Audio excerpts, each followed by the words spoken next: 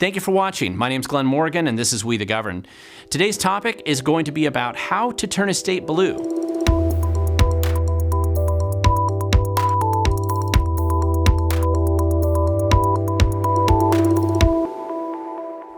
We are in strange political times right now, and there's all kinds of different ideas that are bouncing around the country.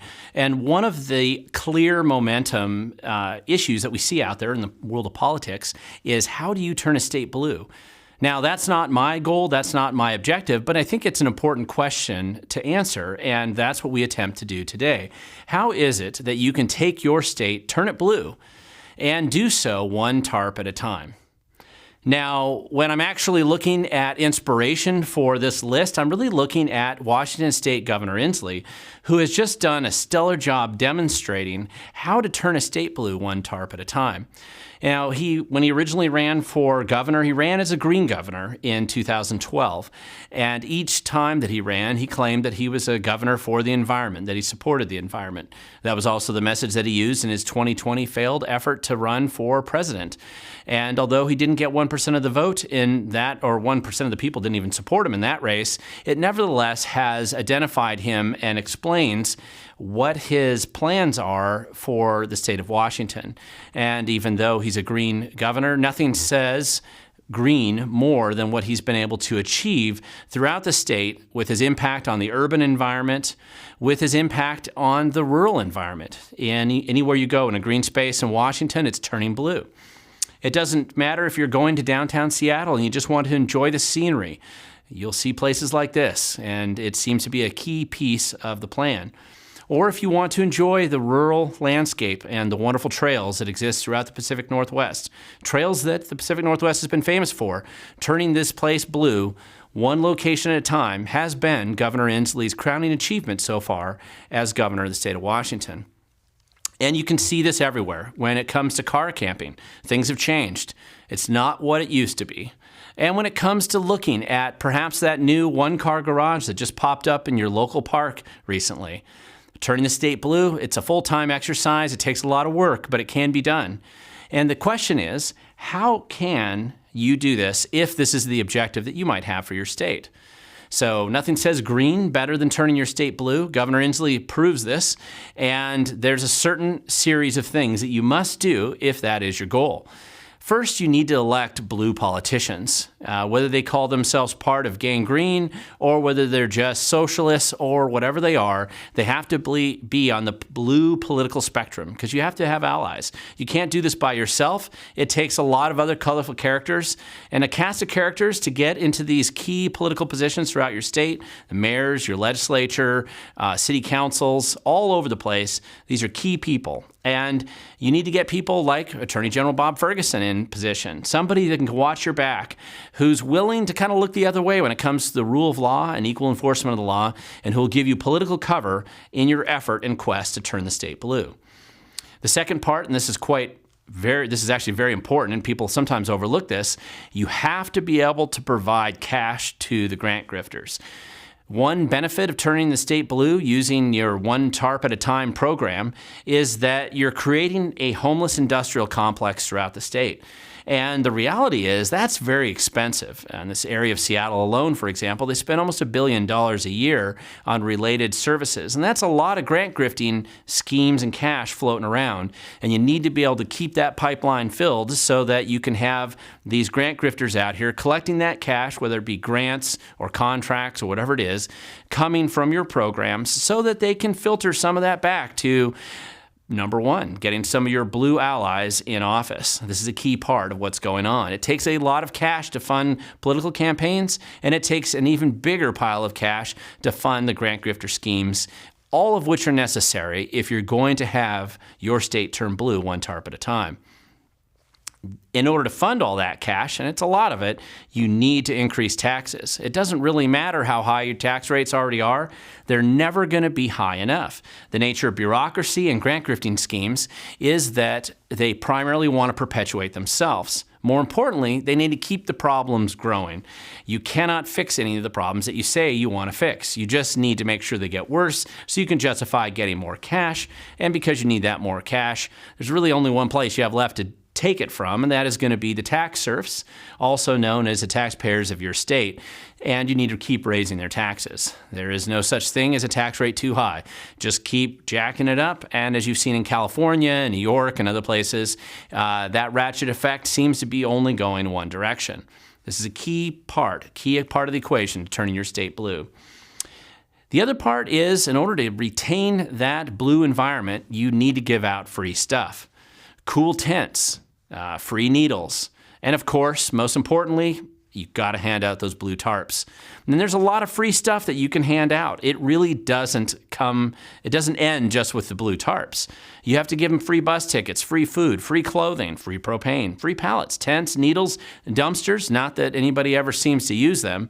And of course, as part of your blue program, turning the state blue one tarp at a time. There's a lot of cool stuff you can give away for free, and that's the only way you're going to be sure that you can keep everybody happy and going along with the program in your state. Number 5, and this is actually pretty important, and this is what a lot of blue states do early on in their process of turning their state blue. They make housing as expensive as possible. This is all part of basically the central planning schemes that they use, whether that's a Growth Management Act in Washington State or other equivalent rules and laws that are passed in other states. It's all about the guise of controlling sprawl or preventing development or something like that. There's usually some nice saving the environment. There's some kind of nice green story that you can use along the way to turning your state blue. But inevitably, the natural result of all of these programs is to jack up the cost of housing way beyond the price range of lower income and middle income people. And for those who can't afford a house, it is all they can do to afford it. So that's good because it keeps them so distracted at just barely being able to pay their mortgage that they can't really pay much attention to the state as it turns blue around them. This is a key part of the equation. Make that housing as expensive as possible. This is really important as far as anybody who wants to turn their state blue. Number 6, they need to stop enforcing the laws. I mean, there's plenty of laws on the books that say you can't dump toxic waste in the stream or wipe out salmon that are running up the stream or dump garbage in your trails or illegally camp overnight in the parks or in your urban centers or shoot up in drugs and lay on the streets. But those laws are just conveniently ignored. Just ignore all those laws. Pretend like they don't exist. And if you can't get them off the books very easily, just get your prosecutors and your attorney general to look the other way. And pretty soon your state will be turning blue. And not just one tarp at a time, but quite a few. So the other part that people oftentimes, it kind of goes hand in hand with ignoring those laws, is eventually the citizens kind of get uppity and they get a little angry because they don't generally like stepping in human feces and getting poked by needles in the park, and they don't like their kids falling into garbage piles when they're trying to walk down the trails. And they generally don't like their houses getting broken into. So you have to start concealing the crime statistics that inevitably come as a byproduct of turning your state blue. And you need to reduce government transparency at the same time because you really don't want people to dig in and figure out that you're falsifying or hiding your crime statistics. Many police officers and former police officers have come to me in recent times about how some of the jurisdictions are trying to downgrade or pretend like some of the property crimes are not occurring. And this is important to recognize because if you've given away all this free stuff to all these people who are coming out and living in your blue tarp camps, most of them are on drugs. Drug addiction is a big part of that process. And although everything else might be free, the reality is the drug dealer, they only accept cash. And to get that cash after you've pretty much sold everything else in your life, you're going to generally commit crimes. You're going to have to steal something, you're going to have to beg for money, or you're going to have to go do things like prostitution or other things to get money. And one way or another, that increases your crime statistics. And the police are generally directed to start to pretend or deny that those crimes are happening or downgrade them or try to fudge those numbers. And then, of course, you need to make sure that it's not easy for the citizens to actually find out what's going on. This is a key part. If you're going to turn your state blue, you need to follow this process. Make it less transparent, hide those crime stats. Finally, the other one that you can do, and this is something that we oftentimes overlook as well, and I think that Governor Inslee has done a particularly good job if the objective is to turn the state blue. He's decided to destroy the mental health system in the state, particularly with Western State Hospital losing their federal accreditation, making sure that it's just a fiasco of administrative failures, one after another, and making sure that they're really not helping solve much of the problem. And this allows the state to take all these people who have substantial mental health problems, and rather than getting them the help that they need, dump them on the streets and make sure they get no help and that their problems become your problems and the problems of everybody else around them. This is a key part. Once you've done this, you've really helped impact the quality of life of everybody on the street. And although drug addiction sometimes goes hand in hand with some of the mental illness, for those who are seriously mentally ill and need a lot of help, they don't even need the drugs to be an interesting situation in your neighborhood and the community. And it's unfortunate, but it is a key piece of making your state blue. Now, finally, after all these efforts that you might be going through to try to make your state blue or trying to understand how to put a plan together to make sure your state stays blue, the one question that you have to answer at the end is, how will you know that you've succeeded? And the answer there is not really simple, but it's fairly easy to demonstrate. And you're going to know that you've succeeded in turning your state blue when you can have images like this. Maybe in your state capital. This is from the city of Olympia. It's a great way to demonstrate that you've started to achieve that blue state nirvana, that utopia that you've been looking for, one tarp at a time. You need to get blue politicians involved. You need allies. You need to support the grant grifters. It takes a lot of money to fill the green spaces with tarps just like this. You need to increase your taxes because it takes a lot of money to feed it through the grant grifters and your blue politicians. You need to give out free stuff. You can see where it ends up right here. You need to make housing super expensive so it's very hard for people to actually afford to live in a regular house in your community. You need to stop enforcing the laws. Anything goes, as you see here.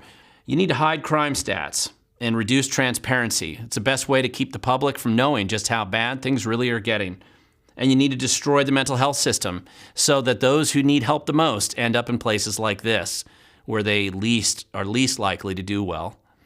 And when you've finally gone through those steps, your state and your city can look just like this, turning blue, just as you planned, one tarp at a time. Now, I hope that's not your goal. That's not my goal for your state, not my goal for my community. But if that is your goal, this is the process that you would need to go through to get there. And if you want to resist this outcome and you don't want your state to end up like Governor Inslee's vision for the country, then we would have to work together to actually stop these goals from being implemented.